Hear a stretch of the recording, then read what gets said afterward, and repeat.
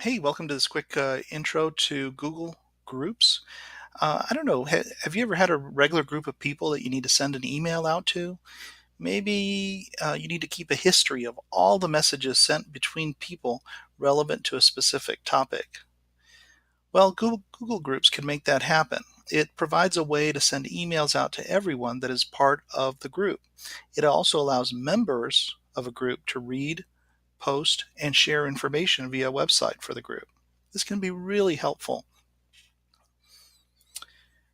It allows you to sort of create an archive of all the conversations that are happening regarding a particular topic. I like to start a new group for a new initiative, or that way, the only thing we talk about in that particular group is that new initiative or program. Sometimes groups can be pre-filled with members according to the organization. You're Think about this in terms of everybody at the campus is on the campus list or the campus group. And so they are able to send messages to each other and receive messages from each other. You might also have groups set up for grade levels or departments, district level principals, um, assistant principals, etc.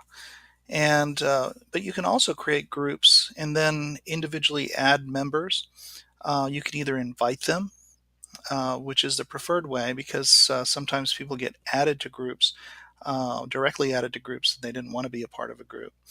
And so now they're getting lots of email. And part of that is really when people get added to a group and they're getting too much email, you probably need to show them how to filter messages, how to put them all in a folder so that they're not overwhelmed in their inbox. So the first way is after you've created a group to add members is to invite them directly or just add them. Uh, and This may or may not be available to you depending on how you've set it up. Now, there are varied levels of permissions. So, for example, owner, moderator, or just a group member. So, lots of possible uses of Google Groups in school settings. I'm going to bet that you're probably already in groups in your school district. Um, Now, accessing Google Groups, you can see here I'm looking at a Gmail screen, but it really doesn't matter what screen I'm on. I can always come over here to my app launcher. It's that little waffle there, and just come down and look for groups. And if groups doesn't appear in your immediate list, you can always click on more and find it. So here's groups right here. You can click on groups, and that's going to bring me to this page.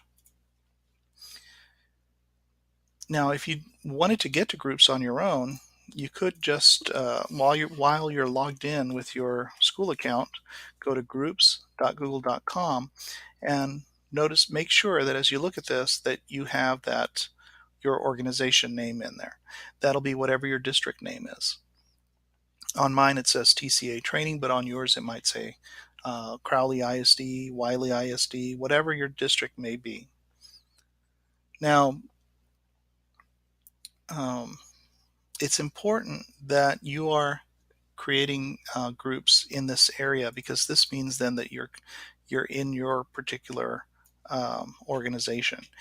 You have to be careful that you don't create groups when you're logged in to your personal Gmail account, because then that would just mean that it's in the wrong place, and you'll try to add people and you won't be able to do that.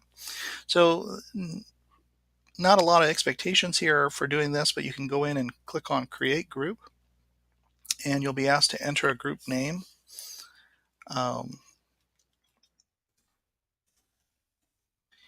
and What I like to do is just quickly put square brackets around groups, the group name, so people know what it is. And then I just like to keep it as short and sweet as possible. So this one would be gel1 at tcatraining.org, and that would be the email.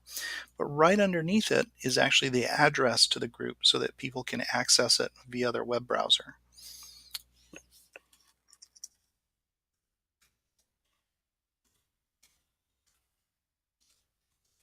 And so now that I've added a quick description, um, I can choose to make this the group type can be an email list, a web forum, a Q&A forum, or a collaborative inbox. So um, as you notice, as I select each one of these, it tells me what those are.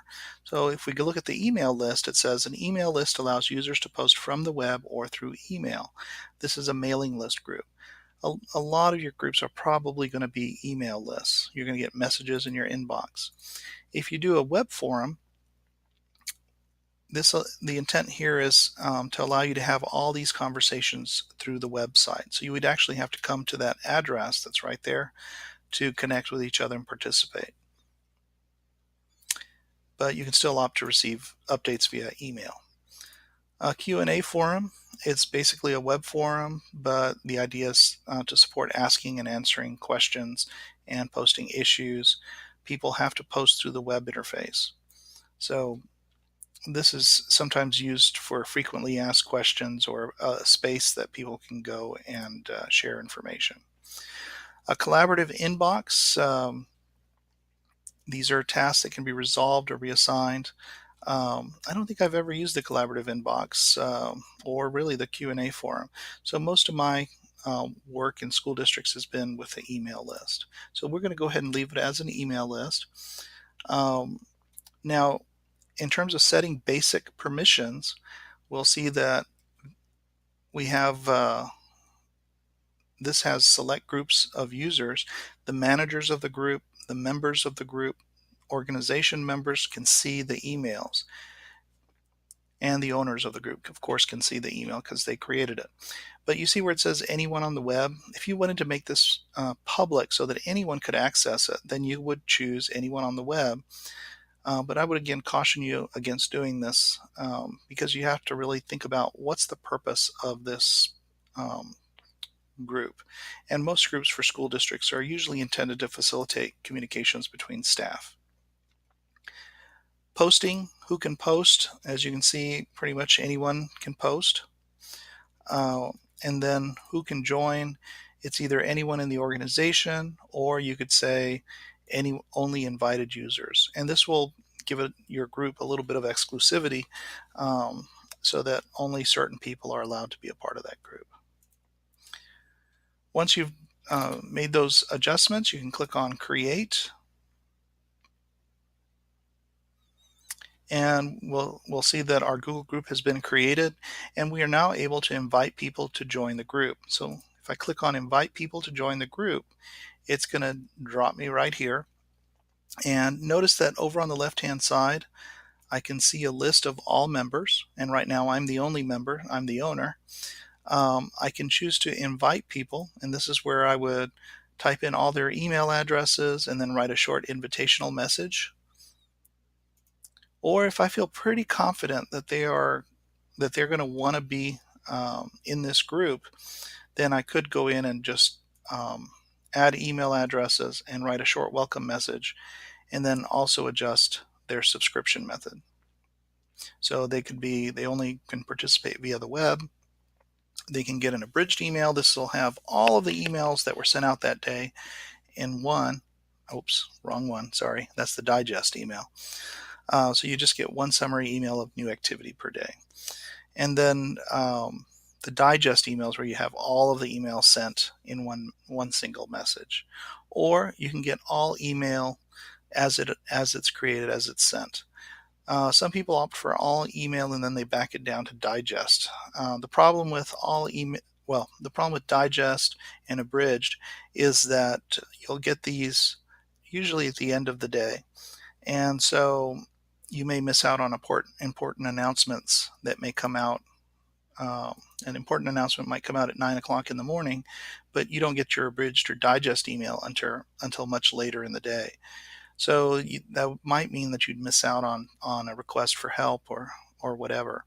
Most people opt to get all email, and then they create a filter in their inbox, so that way they are set up and ready to go. So one way to do that, let me just quickly send out let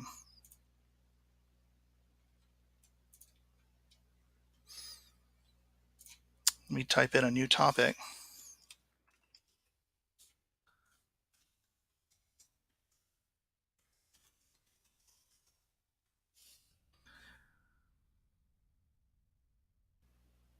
Now notice when this email comes out, it has the my message. It's actually appears in Gel 1 training.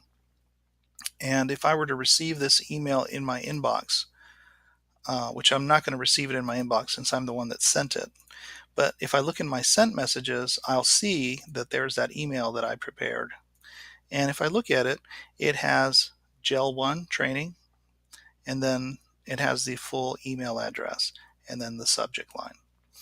So, and then the content. Now, if I wanted to filter this message because I want it to go into its own group, I'm in Gmail now. I can come over here and filter my messages. Um, and I'm just going to say it's not.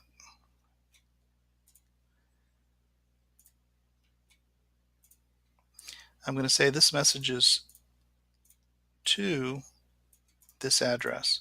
So I've copied that. I'm going to filter. Where's my filter?